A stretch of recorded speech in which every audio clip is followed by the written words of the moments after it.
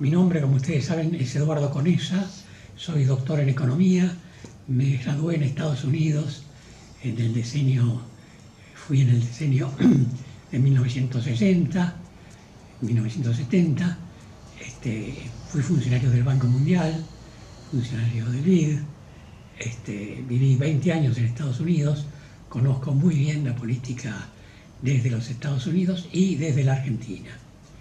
En realidad el problema de la Argentina empieza con la sobrevaluación cambiaria de Perón. Perón, en lugar de promover las exportaciones, se dedicó a crear el IAPI y a tratar de subir los precios de nuestras exportaciones, creyendo que la Argentina iba a tener el monopolio mundial de la exportación de carne, de trigo, etcétera, etcétera. Esto no funcionó y la Argentina sobrevaluó la moneda. El resultado fue que la sobrevaluación de la moneda hizo que la Argentina prácticamente desde 1950, durante la presidencia de Perón, hasta 1955, tuviera un crecimiento de cero. En el primer momento la política de Perón era la tercera posición, equilibrada entre la Unión Soviética y los Estados Unidos. Pero a partir de 1952 se pasó a la primera posición, totalmente pro Estados Unidos, con la asunción del presidente general Dwight Eisenhower en los Estados Unidos. Allí hubo un intercambio de embajadores, vino el ministro, el hermano del presidente Eisenhower acá, y Perón se constituyó en un fuerte aliado de Estados Unidos, cambiando totalmente la tercera posición. Pero lo que nunca quiso fue devaluar la moneda, quiso seguir con la moneda sobrevaluada, y eso implicó que la economía desde 1950 hasta 1955 creciera un 0%.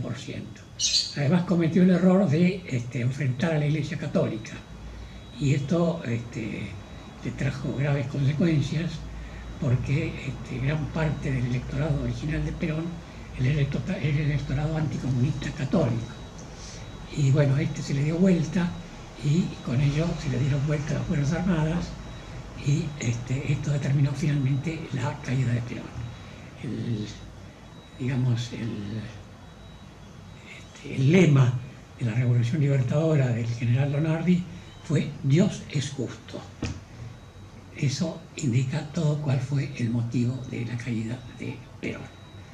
Bueno, se cae Perón, viene el gobierno de la Revolución Libertadora, inmediatamente llaman al doctor Raúl Prebisch, un eminente economista argentino que había sido asesor de Alvear, de Justo, de los presidentes anteriores, que había estudiado en Estados Unidos, que determinó inmediatamente que la causa principal del estancamiento de la economía argentina en el siglo 50 era la sobrevaluación cambiaria, porque la sobrevaluación cambiaria impedía a la Argentina un fuerte crecimiento de las exportaciones, y al no tener divisas para exportar tampoco tenía divisas para importar, y esto determinaba un estancamiento de la economía. Entonces propició una devaluación de 4 pesos por dólar a 16 pesos por dólar, una muy fuerte devaluación que se hizo con muy poca inflación, porque se hizo con superávit fiscal. Bueno, la economía empezó a funcionar mucho mejor, bajo la presidencia de Aramburu, bajo la presidencia de Frondizi también, un gran presidente, que siguió la misma línea, tipo de cambio alto. Además, Frondizi firmó los contratos petroleros.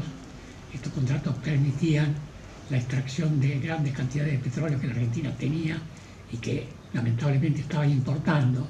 La mitad de las importaciones de la Argentina, las divisas se usaban en importar petróleo, lo cual era ridículo, porque la Argentina era un país ridículo en petróleo. Frondizi dio vuelta a esta situación en 3 años, hizo una gran presidencia, con algunos errores, por supuesto, pero errores principalmente políticos. El error político principal es no seguir la idea de Carlos Pellegrini. Carlos Pellegrini decía que el ejército era como un león que tenía que estar enjaulado bajo los barrotes de la disciplina militar.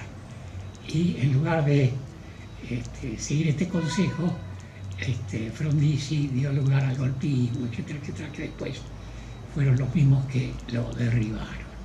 Era el error del presidente Frondizi por no seguir los consejos de Carlos Pellegrini. Bueno, lo cierto es que viene una época de inestabilidad en la República Argentina, pero siempre con tipo de cambio alto, siguiendo las directivas de Raúl Prebisch. Raúl Prebisch no solamente fue asesor de la Libertadora, sino que fue asesor del doctor Ilia, y mantuvo una política de tipo de cambio alto, de fuerte crecimiento económico.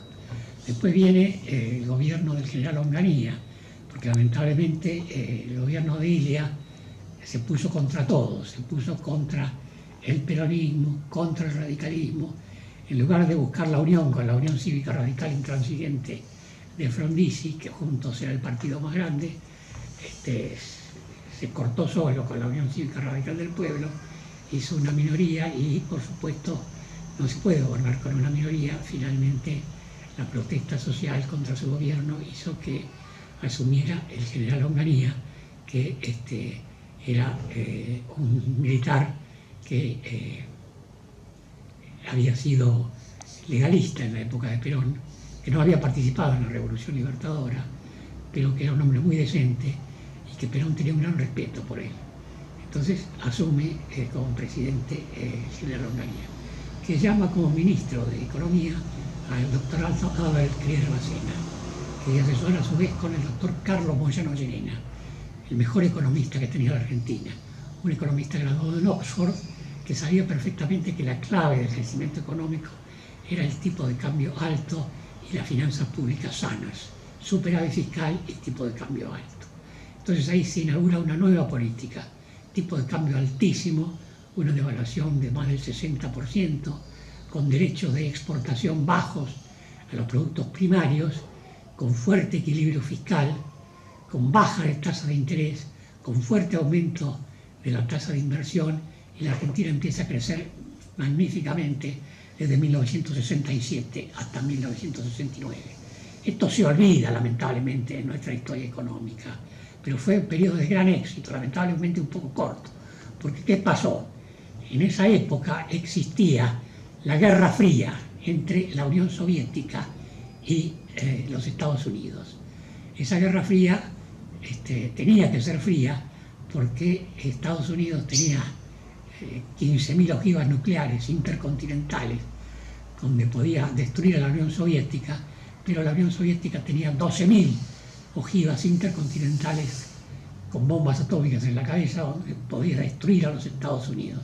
En consecuencia, no había más remedio que tener una suerte de paz armada, y lo que trataba de hacer Estados Unidos era defender a los países en desarrollo de los ataques de las guerrillas comunistas mediante los ejércitos regulares, a los cuales ayudaba y entrenaba en Panamá, por ejemplo. Y por otra parte, los comunistas entrenaban en Cuba a las guerrillas que asolaron a nuestro país. Entonces, ¿cuándo empezó esto? Bueno, empezó con el famoso Cordobazo, que la gente se olvida, del año 1969. En esa oportunidad, un grupo de 15 guerrilleros entrenados en Cuba fueron a la ciudad de Córdoba, tomaron contacto con unos cuantos gremialistas y estudiantes y armaron un gran bochinche en la ciudad de Córdoba. El servicio de inteligencia del general Onganía conocía al detalle todo lo que pasaba y pudo haber detenido a los 20 implicados y hacer abortar.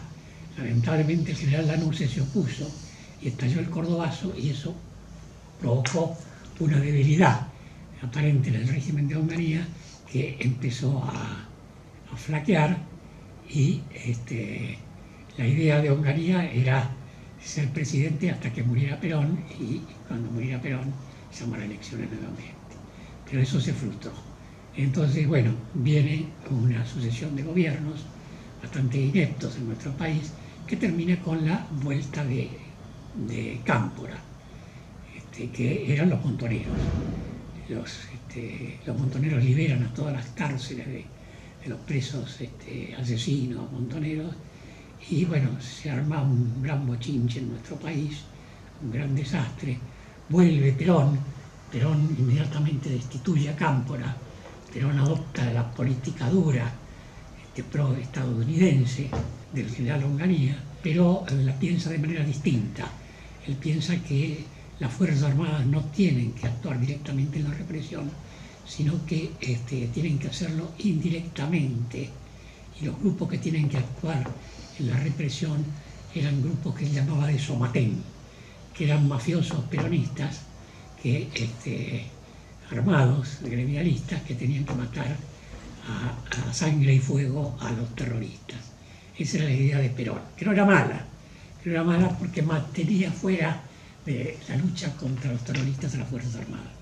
Pero la verdad es que no alcanzó, porque Perón murió y entonces las Fuerzas Armadas tuvieron que intervenir.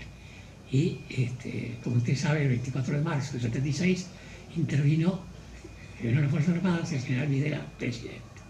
El general Videla era un buen general, era un tipo muy decente, no era un político, no tenía ninguna condición de político, pero era un buen general.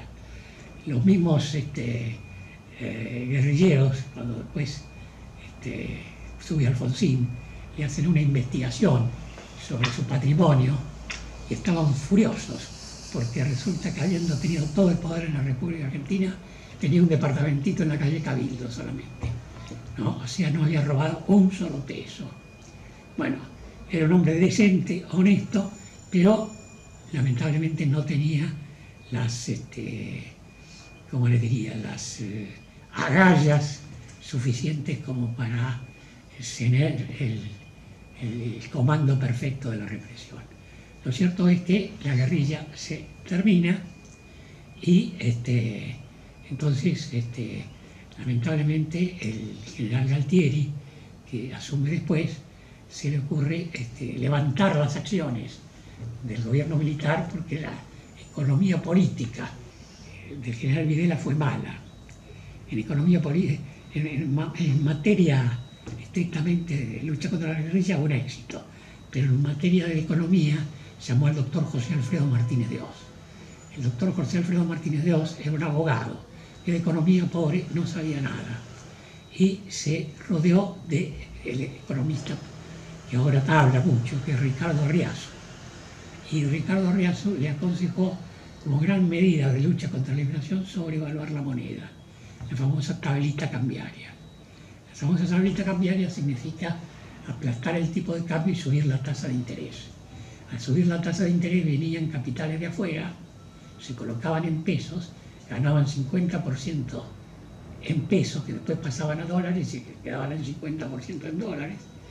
Yo vivía en Estados Unidos en aquella época y venían a preguntarme, banqueros norteamericanos, cómo podía ser que la Argentina pague 50% en dólares.